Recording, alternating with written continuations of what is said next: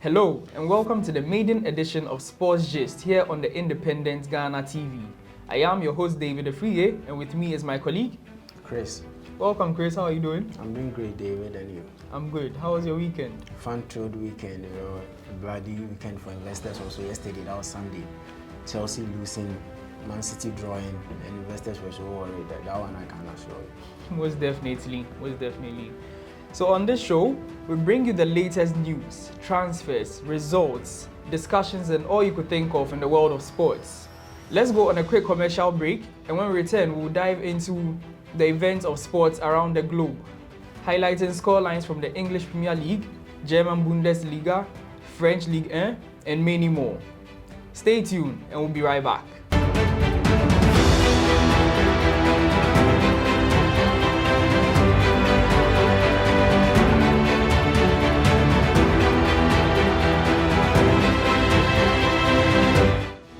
Welcome back to Sports Gist.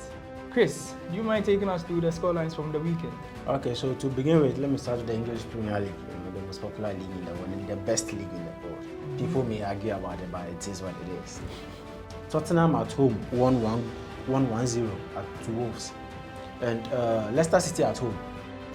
Could you believe they scored the first goal, but they lost the game by 2-1? Leicester's defense has been very terrible. Fofana wasn't in the game, because he wants to leave the team, but the team is stopping him from going in. And also, Fulham at home won 3-2. Everton drew 1-1 to Nottingham Forest. Crystal Palace 3, Aston Villa 1. Arsenal 3, Bournemouth 0. Brighton 2, West Ham 0. Chelsea 0, Leeds 3. The surprise of the weekend. The surprise of the weekend. Newcastle 3, Manchester City 3. Another one. And when we go to the German Bundesliga, Bayern Munich did what they do best, just scoring for fun. But before we go to Germany, what's your take on Arsenal? I feel like they are really on a hot streak. Sincerely, I'm a Chelsea fan, and in every Chelsea fan, it's our DNA to hate Arsenal. As much as I hate Arsenal, I can't say they are not doing good. They are doing very good, Yeah. Even though I had high hopes for them, but I didn't think like they'll be flying so high just at the beginning of the season. Last season, they lost the first 3 games. But this season, they've won the first 3. Yeah. That's massive improvement, man. So yes, with Bayern Munich, you were on Bayern. Bayern Munich scored 7 goals to 0. Sadio Mane scored a brace over there, and he's enjoying life in Germany. Most definitely. Also, Paris Saint-Germain. Paris Saint-Germain won 7-1. Mbappe hat-trick. Neymar 2 goals and 3 assists. Neymar is doing great this season. He has come back to life. Yeah. Messi also was on the score sheet. So this season, I think Paris Saint-Germain has scored 15 goals in just first 3 games. That's so impressive, man. So it looks like they are clicking now as compared to last season, even though they won the league. This season, Paris Saint-Germain has changed their football structure in terms of their transfer. This time, Paris are buying low-key players, like average players. Yeah. Paris Saint-Germain is not going for the big guns as you know they do. Yeah. So let's see what it is. It's a good investment, I might say. Yeah, that's true. Let's see what it leads us to. That's true. So now moving to Spain. Barcelona won 4-1. Real Madrid also won 4-1. Yeah. I heard Lewandowski has opened his account. Oh, for Lewandowski, we all knew it's obvious. Like the goals are going to come. It's just a matter of time, and it's going to be many. He scored 2 yesterday. Yeah. And it will be more. Yeah. At least 20 league goals. He will get it for you. Most definitely. Ansu Fati came in the second half. That guy is good. That guy is brilliant. At 19 years old, he's carrying Barca.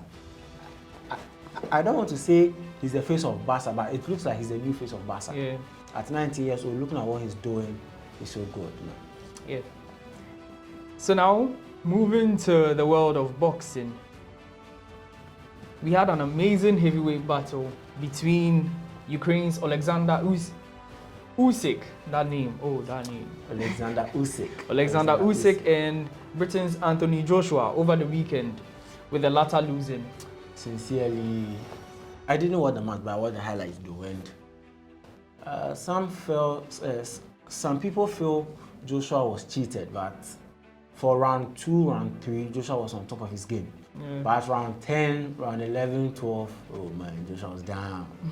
And even after the bout, I think he got angry at some of the fans and like. Yeah, I heard he was throwing things about. Yeah. And per statistics, Joshua won 4 rounds. Okay. Usyk won 8 rounds. Wow. That was a tight battle. A very tight one. Yeah. What are your top 4 predictions? It's just the first 3 games, and I'm a Chelsea fan, of course. Chelsea has looked not so good to me, but we are still active in the business. News coming in right now is that Chelsea has found an agreement for Aubameyang. Okay. So in the next 3 hours, Fabrizio has reported that in the next few hours, Aubameyang will be a Chelsea player.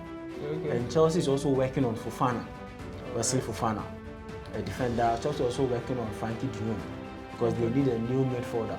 Looking at yesterday's game, Kante injured, Kovacic injured. Chelsea was bad, so bad in the middle. Leeds pressing, couldn't do anything about it. Mendy costing us again, terrible just as mistake. it costed us against Madrid. Terrible mistake. Terrible mistake. Yeah. But do you think it's about the personnel? Do you think it's getting Aubameyang, or you think maybe the coach is not trying to adapt to the league? He's not trying to change his system? Because since last season, we see that strikers aren't getting the goals. It's mostly your wing backs.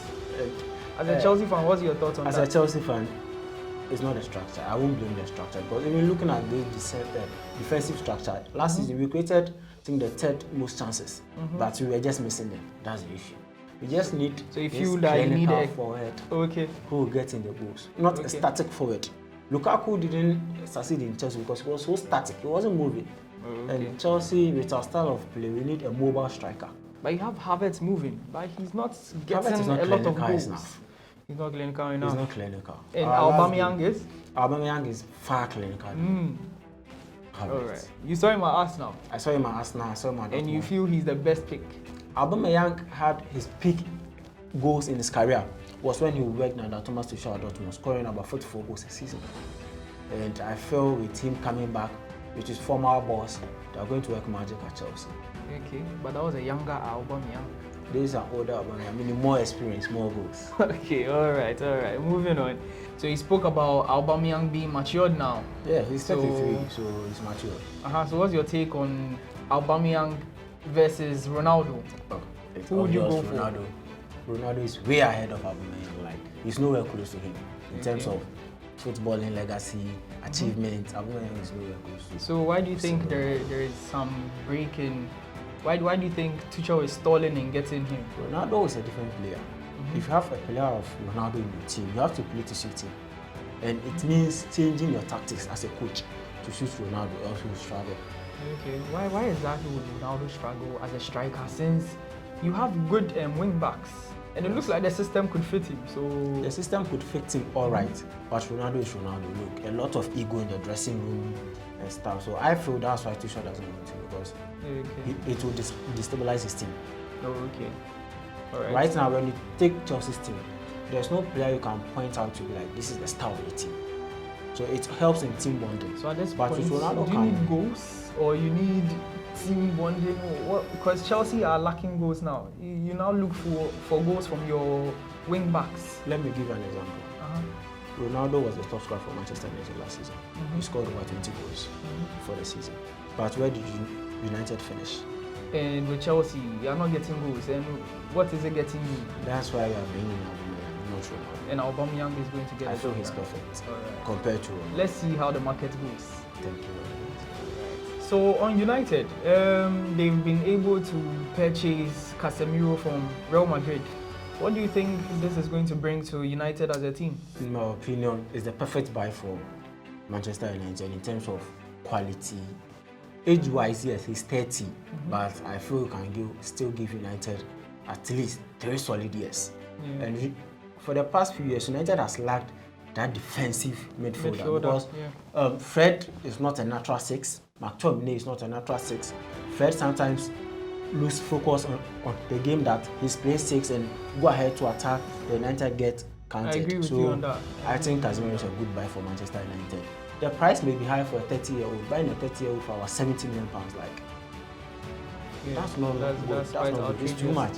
I feel that's why some teams are taking advantage of Manchester United, their position, because they need a lot. They need a lot of players. Team, some teams are taking advantage. Look at how Ajax is taking advantage of Manchester United with in the person of Antonio. Yeah, that's true. Antonio would have cost at least like or maximum 40 million pounds, 30 million pounds. But now Antonio is costing over 100 million pounds, which is no good. It's not good for a team like Manchester United. What a market this is turning out to be. Let's see how it goes. That would be all on Sports Gist for this week. Keep posted by subscribing to the Independent Ghana TV on YouTube. Don't forget to like, comment, and subscribe. Thank you.